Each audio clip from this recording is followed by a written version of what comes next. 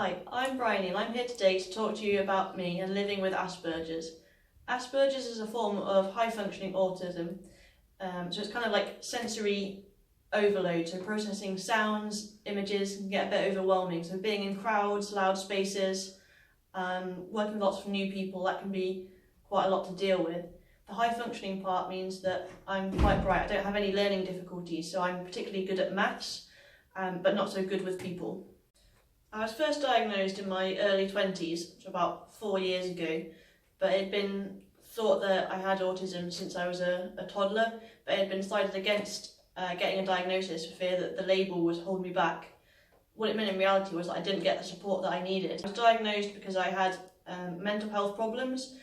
This is quite common with women with Asperger's. They don't get diagnosed until their 20s because they've had mental health problems, and when they get referred for, in my case, cognitive behavioural therapy, that's the point at which it comes. While I was at senior school, I found school quite hard. There's lots of people, there's lots of socialising, lots of going out in friendship groups that I struggled with quite a lot. School can also be quite noisy and quite a lot of stresses from exams, from people, from teachers and from your parents, which I found difficult to deal with, and I wasn't getting the support that I needed, so I got in trouble at school, I got in trouble with my parents, and I found it really difficult, hence developing mental health problems.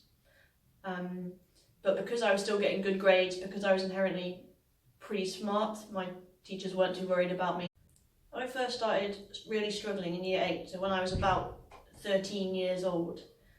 I didn't want to get up, I was really miserable, if I'm really stressed, I couldn't cope. Things that I found easy before, maths and school were a lot harder, and interacting with people was really overwhelming. But because I managed to keep my grades up, this wasn't picked up upon by the teachers, and it kind of spiraled out of control. I kind of withdrew from my peers, and as I withdrew, I stopped doing more social stuff, which made me feel more miserable, which made me do less, and it became a really vicious circle. I hit rock bottom kind of at sixth form and at university. Felt things could get nothing better. I dropped out of university with mental health problems and ended up on a scheme for NEETs, so those that are not earning in education or training, and it's one of the statistics that the government reports upon and that you see in the newspaper, typically associated with those that aren't contributing to society.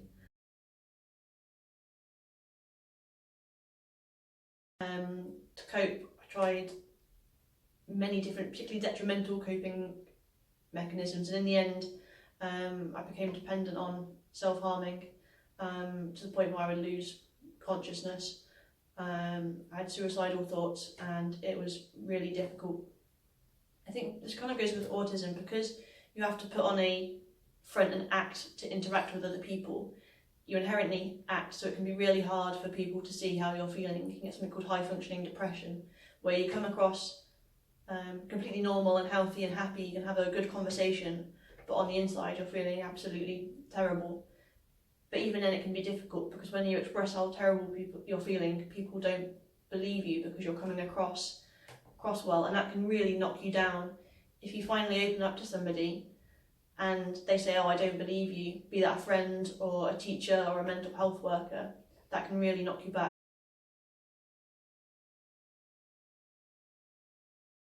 When I got diagnosed, a lot of things changed. So I felt more comfortable asking for support and explaining the things that I found difficult. So for example, I might need to go to a slightly quieter place, or if going for a night out with friends, I might not be at the bar, or go for a slightly less time. So there's ways around it.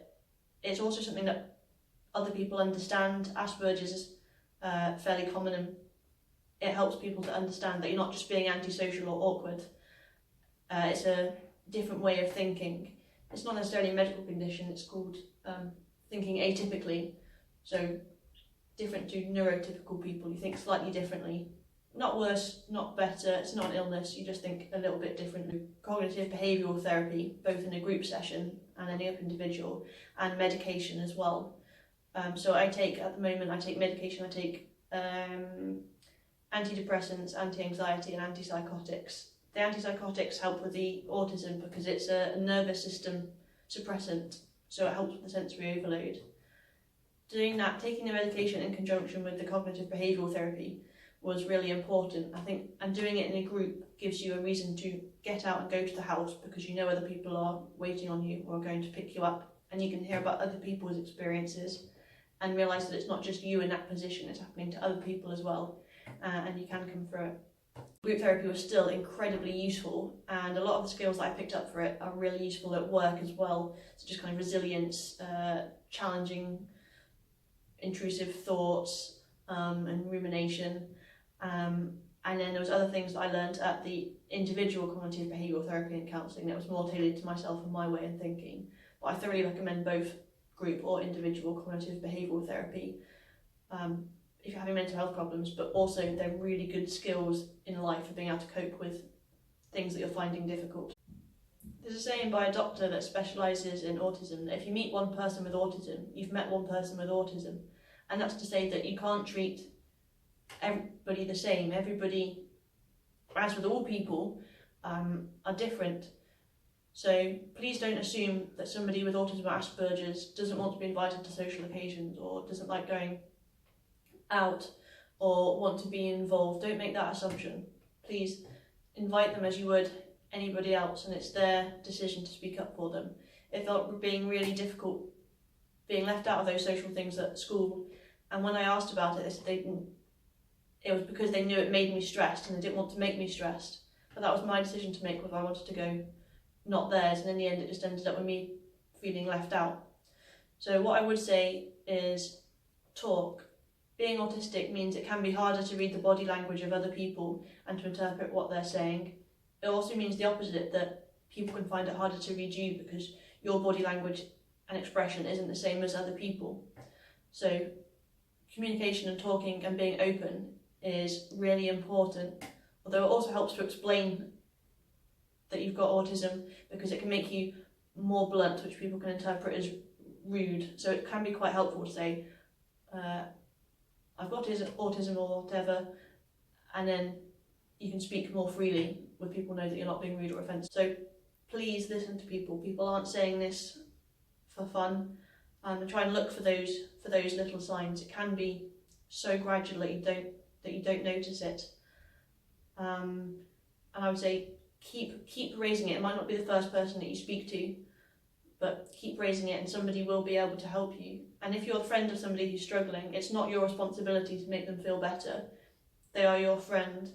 Look after them as your friend. It is your teachers or your health workers or responsible adults who are there to look after somebody's mental health. It's your job to be their friend, to include them, to talk to them, and to treat them as you would anyway, and to give them that normality. How you're feeling can often be a reflection of what you do. You can have bad mental health without anything needing to trigger it, but there are things that you can do to make yourself feel better. So there's 5 things that are proven to help you. One is to volunteer or give something back to the community. That's what I did, and I found it incredibly useful, and the people were really supportive. 2 is to learn something new.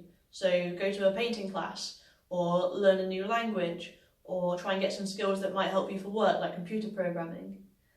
The 3rd one is to connect to people. So text a friend that you've not seen in a while, or go out for coffee or spend time with your family. The 4th one is to exercise and be active. So that raises your endorphins and makes you feel better. And the 5th one is to take notice of what's around you. When you're feeling bad, it's very easy to dwell in your mind. So something like mindfulness or meditation, or just trying to pay attention to the more things that are around you can really help too. So now, I'm not one of those statistics. I'm an asset to our company, and I contribute to society, and I couldn't have done that without the support that I have. For listening to my story, I hope you found it useful and informative. There are some links below that you might find useful, and please don't forget to comment, like and subscribe.